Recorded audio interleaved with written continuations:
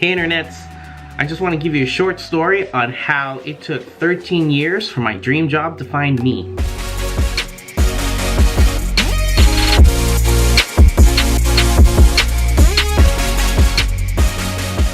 So it all started when I was 13 and a friend of mine showed me his AOL member page and I thought, whoa, that's pretty cool. You can create something on your screen and then share it to me instantly over the internet? I want to learn more about this. And so I did, and I learned how to use GeoCities back before it was a thing. And then when I was 16, I took over my computer class at high school and taught HTML by handwriting it on the dry erase board. When I was 17, someone asked me to build them a website and paid me $75 for it. And after that, I was like, whoa, wait, you can make money by doing this? This is pretty cool.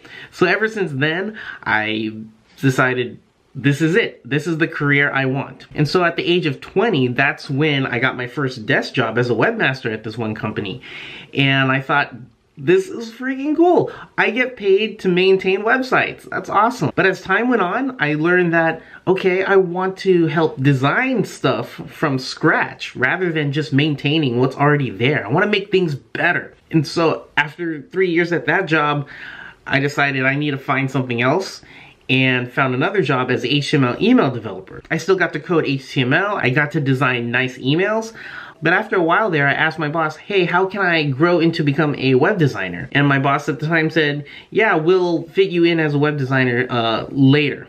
So I waited, I worked, and next thing you know, a web designer who had more skill than me was hired. And I thought, okay, that's not cool. I wanted to learn how to get there, but I wasn't allowed for some reason, and someone else was hired.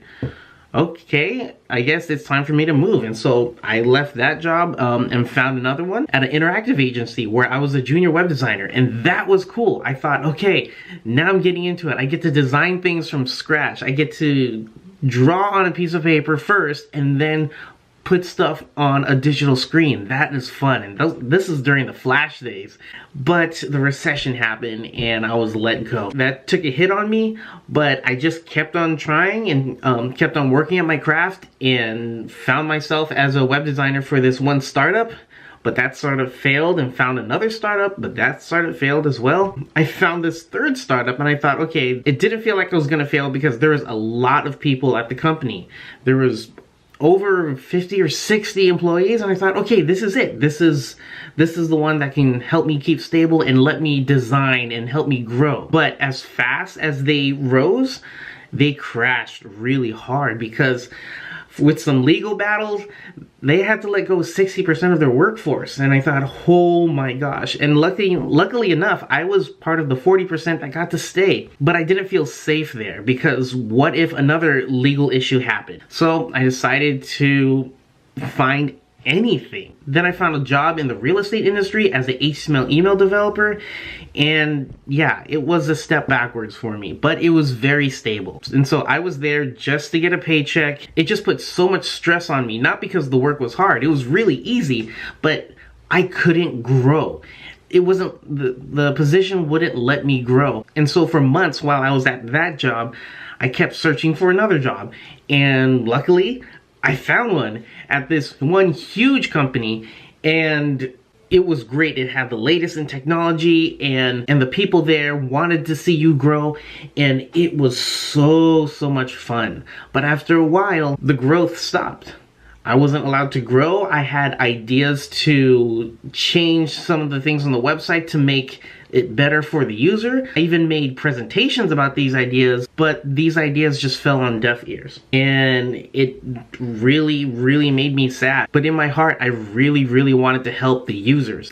So what I learned after bouncing from job to job to job to job is that traditional companies really don't care about their workers. And it confused me, because if you keep your workers happy, the workers want to do better work, which then makes the users happy, which then brings back better business. And then it just goes in a circle. It just keeps going back and forth. And so I've always thought, kind of like Tron, fight for the user. When the workers' experience is good, the user experience is good, and so everyone's happy. And that's what I kept thinking about. Back in 2013, I went to a web design conference and heard about this thing called Webflow. And that's when it all started. After playing around with Webflow for just an hour, I thought, whoa, this is the tool of the future. This is the tool for all web designers. And after playing around with it, I immediately had to tell my coworkers about it. I went on Reddit to talk about it. I told my wife about it. I just wanted to scream it out to the world. This is it. You guys, you gotta use this. And because my fandom didn't stop there, I went on the official Webflow forums and started helping the community out with any questions that they had, because I wanted to join this community and help everyone there grow. And still not satisfied with that, I went to a bunch of local meetups and talked about it and gave presentations about Webflow, showing off how awesome it is. And still not satisfied, I started a YouTube channel, yes, this one, because of Webflow. Now, after 2.5 years of helping out the community and telling everyone as much as I can about Webflow, that's when the CEO of Webflow contacted me and asked if I wanted to join the team. And that moment was truly amazing, because at the time I was looking for another job to move to, but I did not expect Webflow to contact me and let me join their team. And so I've been with Webflow for almost 3 years now, and I continue to believe in Webflow because of the internal community culture, where we're always empowering each other to grow. And not only that, we're thinking about our community. We're always finding ways to help our community grow their skills, help them help their clients. And it goes into that full circle like I talked about. You help your workers be happy, they make the users happy. When the users are happy, they make the business happy, and it just keeps going like that. So just to summarize, how do you land your dream job? Well, there is no solid plan to do that. But here is what I've learned that I want to share with you. 1, keep practicing your craft. Just do it for the love of it. If you love your craft so much, do it day in and day out. 2, once you learn something, share that knowledge with everyone for free. People will benefit and learn from this knowledge. Don't worry about the people who already know this knowledge. Just put that knowledge out there, and people will start trusting you. 3, always find ways to help people become better at what they're doing. And 4, never settle for a job that doesn't help you grow.